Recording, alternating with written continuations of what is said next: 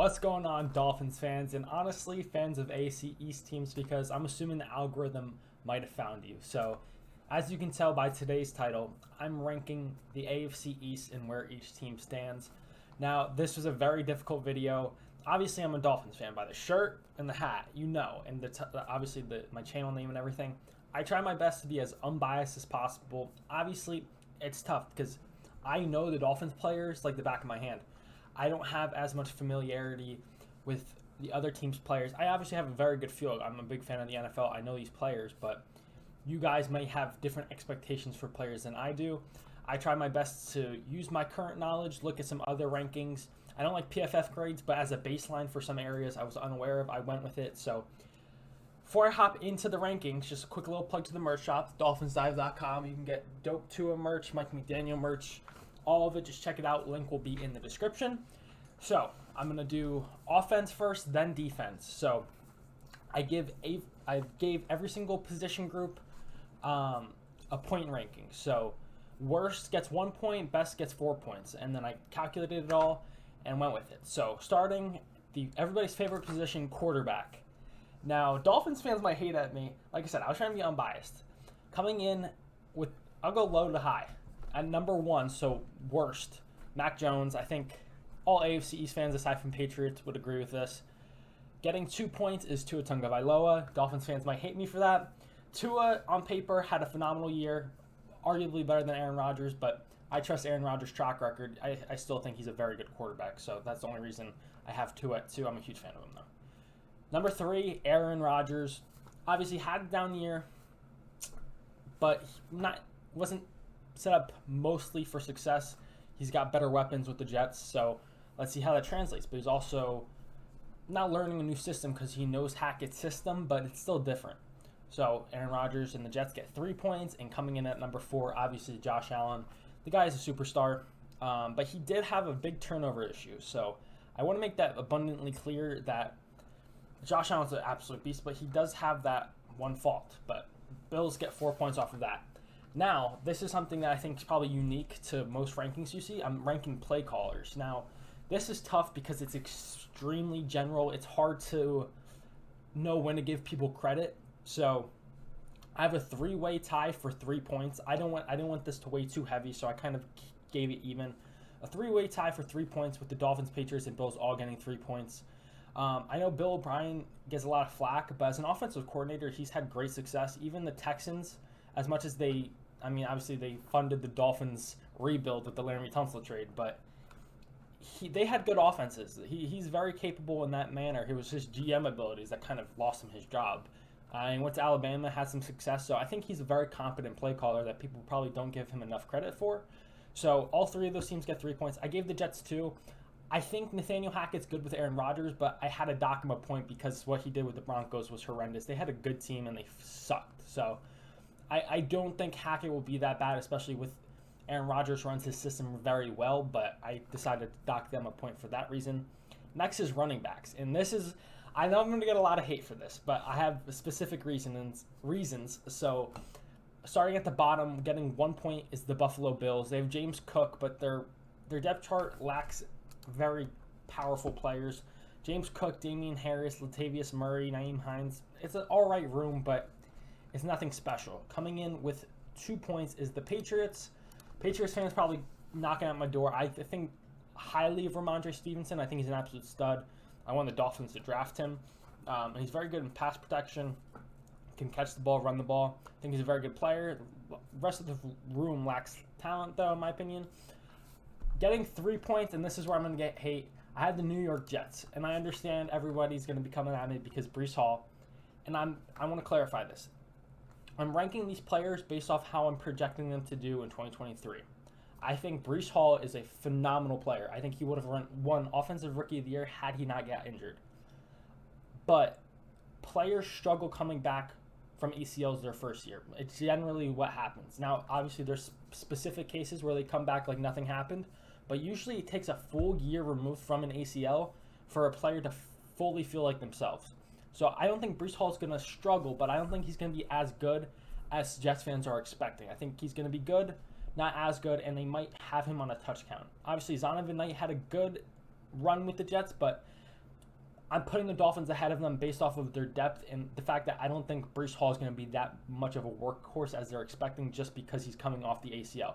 Had he not been coming off the ACL, the Jets are 1 easy. But based off of that is why I decided to put the Dolphins getting the 4 points, because I think the Dolphins have some very good players, but they have really good depth in terms of Raheem Mostert, average a shit ton of yards per carry. He had his best season as a pro. Same thing with Jeff Wilson Jr. And once again, these are two very capable starting running backs, and they just drafted Devon Arcane from, I think, Texas A&M, who's an absolute speedster who has very good upside in this system. So that's the only reason I had it as is. I understand how that can be controversial, and I probably got a bunch of hate comments, and I completely understand. But that's my opinion. Feel free to debate down below. Wide receivers, in my opinion, I think if you're trying to be reasonable, this is a pretty fair ranking. Getting 1 point, I got the Patriots. Obviously, that room lacks talent. Juju Smith-Schuster, Devontae Parker, Tyquan Thornton. It's not very good of a room. Let's be real. Coming in at with getting 2 points, maybe they'll be mad. Got the Buffalo Bills. Obviously, Stephon Diggs is an absolute stud, but outside of him, it's nothing special. Gabe Davis has had good success. It's just all or nothing. Obviously, I'm viewing that from a fantasy perspective in terms of his points. He would get a shit ton and then none, but still, he's nothing. He's not super dynamic where you're extremely fearful of him. They have Khalil Shakir, Justin Shorter. It's not that great of a room. They do have Trent Sherfield, though. Big fan of, obviously, Dolphins legend. Getting 3 points, I have the New York Jets. They've got some very good talent, and it's a deep room. Obviously, Garrett Wilson won Rookie of the Year. Alan Lazard coming over. That was a big contract. Mecole Hardman, Corey Davis, Denzel Mims, Randall Cobb. They have a very deep room. Probably the deepest room out of all of these teams, but the Dolphins just have so much star power. I mean, I think Jalen Waddle, who's the Dolphins number 2, would be the Jets number 1. I mean, obviously, everyone loves Garrett Wilson. I think he's very good. But that's up for debate, but Tyreek Hill's an absolute, you could argue, the best receiver in all football. And then Jalen Waddle has continued to get better. He's very, very good. They have Cedric Wilson, Braxton Berrios, Chosen Anderson, River Craycraft. Like, they have the top power, and they have some depth in case players go down or if they want to rotate. So that's how I have it. I feel like most people would agree with that. So Dolphins getting the 4 points. Tight ends. Finally, the Dolphins getting 1 point. Obviously, the Dolphins tight end room lacks a lot of talent. They have Durham Smythe.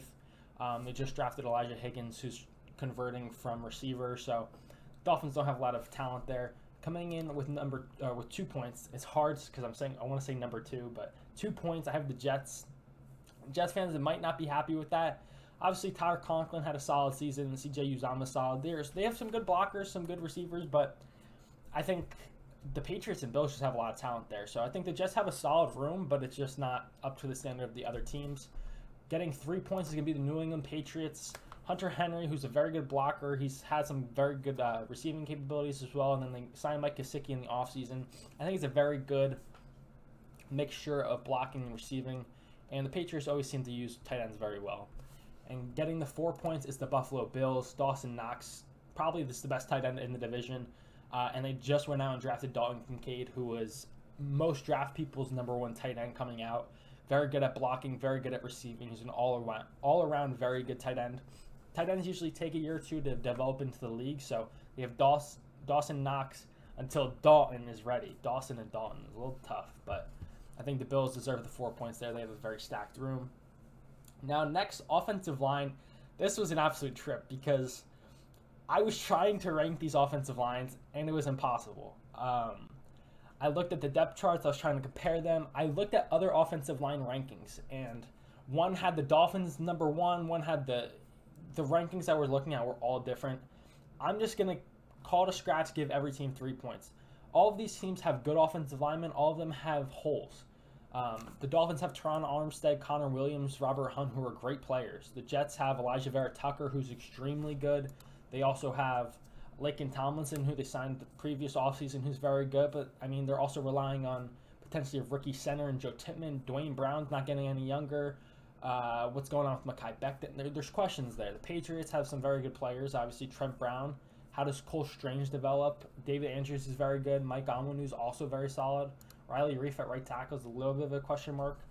honestly, if I were to rank worst offensive line, it'd probably be the Bills. Obviously, I'm a fan of Deion Dawkins. I think he's very good, but the rest of the room isn't anything to snuff at. But it was so hard for me to try and look through all of that, so I decided to give every team 3 points, call it a scratch. So going into the defensive side of the ball, the offensive points is going to be Dolphins getting 17, Bills getting 17, Jets with 16, and Patriots at 13. And I think if you think about each team's offense, that sounds about right. Honestly, the Jets are probably on par with those other two teams, but that's just how the points worked. So, defensive play caller, I gave every single team 4 points. All of these defensive play callers are tremendously good. Bill Belichick's obviously arguably the best coach of all time. Vic Fangio is, once again, one of the best defensive coordinators in all football.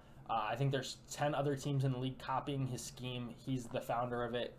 I think he's one of the best DCs in the league. I think you guys could all agree with that. Rob Saleh just had one of the best defenses in all football last season. I think he deserves those 4 points. And Sean McDermott, Jesus Christ, I can't speak. Once again, one of the best defensive play callers in football. He wasn't calling the plays, but he still has a heavy influence. And the Bills year in, year out have had a top defense. So I think it's fair to give every single team 4 points. So I'm going to hop right into the defensive line, which I also did the same exact thing and gave them all 4 points. And now I know this sounds lazy. I'm trying to be as unbiased as possible because all of these defensive lines are so good.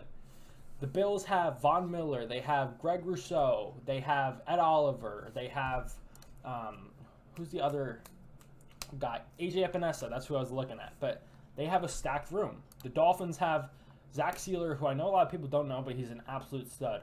Christian Wilkins, Jalen Phillips, Emmanuel Ogbah, Bradley Chubb. The Jets have, obviously, Quinnen Williams. They have John Franklin Myers, Jermaine Johnson, Carl Lawson. They drafted Will McDonald in the first round, Solomon Thomas. And then the Patriots, Matt Judon had a shit ton of sacks last year, as well as Josh Uche, who a lot of people don't even really know, but he had like 12 sacks last season, had a very good season. Devon Godchaux's a good run stuffer. Dietrich Wise has been in the league for like 10 years. Very good. Christian Barmore is recovering from his injury. Also a very good player. Lawrence Guy as well. So all these defensive lines are stacked. I couldn't decipher between which one's best. I wasn't going to try and... Because if I did rank them, whoever's getting 4 points and 1 point, the difference is just not worth it. So I decided to give them all the same amount of points and call it a day. So that's what I decided to do. But from here on out, everybody's getting a ranking. So linebackers... This is a tough call, and this is where the point system is a little tricky because linebackers obviously are not as valuable as defensive line or corners or safeties. Or safeties a little different, but positional variance is not accounted for, but that is what it is. Getting 1 point to Jets. It was tough for me to go off linebackers because you don't really know how other teams' linebackers are performing, so I'm not going to lie, I use PFF grades. I don't like PFF grades, but this was my only way to try and unbiasedly calculate this. So the Jets came in getting the 1 point. Bills getting 2 points. They obviously lost Tremaine Edmonds. How does their second-year guy fill in for him? Obviously, Matt Milano is one of the best linebackers in all football. Patriots coming in with 3 points. I didn't realize how good Juwan Bentley's been, but he's an absolute stud. And then Jelani Tavai, also very good. The only reason the Dolphins are coming in with the 4 points is because we signed David Long in the offseason for like $5 million, and he's very good. So we have 2 linebackers that can play every down at a pretty high level, and him and Jerome Baker. But once again, I could have very well done what I did previously and given them all the same points, but I decided to rank them. Debated as you may, but I do think David Long and Jerome Baker is a very good linebacker duo that people don't really even know. Cornerbacks. Now, once again, everybody in the AFC East has good corners, but getting 1 point is the Bills. Obviously, Tre'Davious White has been battling injuries. That's kind of why they're at 1. Kyer Elam's been up and down.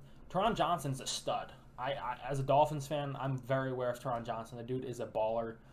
Being a nickel and fitting the run the way he does is extremely impressive. Getting the 2 points is the New England Patriots, which honestly seems too low because the Patriots' DBs are always very good, but they just drafted Christian Gonzalez in the first round. Jonathan Jones is still there. Marcus Jones. It doesn't matter.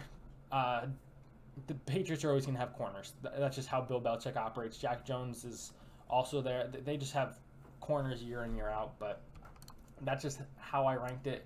The next two teams are extremely good at corner. And once again, might get hate for this, but I have the Jets coming in with 3 points. Obviously, Sauce Gardner had a tremendous season last year, winning Rookie of the Year. He's extremely good. They obviously have DJ Reed, who also had a very good season. I don't think enough people really know DJ Reed. But then they have like Michael Carter or Brandon Eccles. It depends who you want to throw out there. Bryce Hall is also there. So you can rank them as you may in terms of depth. I have the Dolphins getting the 4 points. Obviously, everybody knows about the Jalen Ramsey trade. And Xavier Howard's coming off a very bad season. And everybody could point to that and be like, he sucks now. But there's a story to that. He was battling a double groin injury since week 2. And the Dolphins are converting from a man-to-man heavy scheme to a zone scheme. And that benefits Xavier Howard because the guy's got ball skills. So now you have his eyes on the quarterback. It's going to allow him to be that much better. They drafted Cam Smith in the 2nd round, who, after dissecting his play, he's got extremely high upside. He's got penalty issues, but his athleticism and his ability to play the position is very good. And now you let him learn under these 2 very good players. Sky's the limit. And Kader Kohu had a phenomenal season as an undrafted free agent. He's coming back. And we have some other players there as well. Nick Needham's coming off an Achilles, though, so who knows how that works. But that's how I rank the corners. And last but not least, safeties. Getting 1 point, I have the Jets. Once again, I mean, the AFC East, we all might hate each other, but it is stacked. The Jets safeties are also good. Chuck Clark and Jordan Whitehead are some solid safeties, but it just doesn't rank up to the rest of the teams. Getting 2 points is the Miami Dolphins, and the Dolphins have great safeties. We have Javon Holland, Brandon Jones, and Deshaun Elliott, but the other teams are just really good. Getting 3 points, we got the Buffalo Bills with Micah Hyde, Jordan Porter returning. Obviously, DeMar Hamlin hopefully can fully make a full recovery and step on the football field again. They signed Taylor Rapp, so they have those 2 really good safeties in Hyde and Poyer, and I can't not rank them high unless proven otherwise. And then the depth as well. But once again, the Patriots are always going to have a good secondary, and they're always going to be utilized to their maximum ability. The Patriots have so many safeties that are all very capable. Jabril Peppers had a great season with them. Kyle Duggar, Jalen Mills, Adrian Phillips. They just churn over safeties, and they're all always very good. So that's the ranking for those. So the defensive totals, Dolphins get 18, Patriots at 17, Bills at 14, and Jets at 13. It's all debatable. Positional values do need to be put in play. Obviously, defensive line matters more than linebackers. So there's variabilities in that. I don't think that tells the whole story, but that's just how I wanted to do this. So coming in with my rankings, in terms of the points, I have Dolphins at number 1, Bills number 2, Patriots number 3, Jets number 4. Now, without using points, if I were just going off my head and trying not to be biased, I would probably put Dolphins, Bills, Jets, Patriots. So I think the point total was pretty accurate. I would put the Jets over the Patriots, quite honestly. But the Patriots are not as bad as people think. Getting Bill O'Brien's a big deal because now they have competent offensive play calling.